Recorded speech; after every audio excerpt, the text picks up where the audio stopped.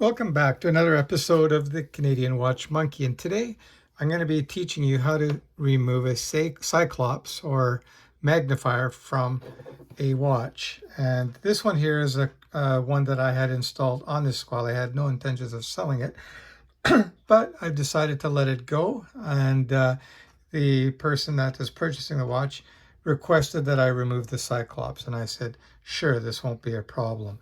So here's a tutorial on how to remove a Cyclops from a crystal. And I'll just zoom in a little bit there, and you can see there is there. I think it looks great, but a lot of people don't like it, so off she comes. So what you're going to need to do this is one of these butane torches, and you can pick these up at most hardware stores. This one was from Canadian Tire, and you can see that directs the heat. And you want a very direct heat. You want to apply it directly onto the Cyclops. You don't want to put in too much heat into the watch crystal itself. So it's just a short blast for a couple of seconds just to warm up the adhesive. And then what I'll do is, once I've done that, I'll grab this razor blade and just kind of reach underneath here and just pop it up. And of course, being very careful not to scratch the bezel.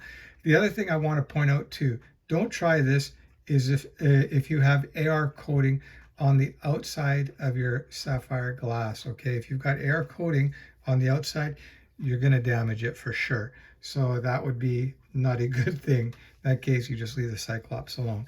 All right, so let's do this. I'm going to zoom back out so I can try and stay in your guys' field of vision. All right, so here we go. And like I said, I've done this many times before. It's not a problem, pretty easy to do. So I've got the torch on. I'm applying it right onto the crystal. That should do it.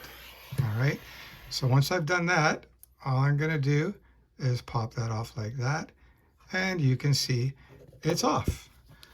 That's simple. I'm just going to use a little bit of cleaner here to get the residue off. And what I'll do that with is isopropyl alcohol. So just let me grab that. And you can see I'm just going to put a little bit there. Just get the Q-tip wet. I should get another rag too to get that off. So you're just going to rub that on there.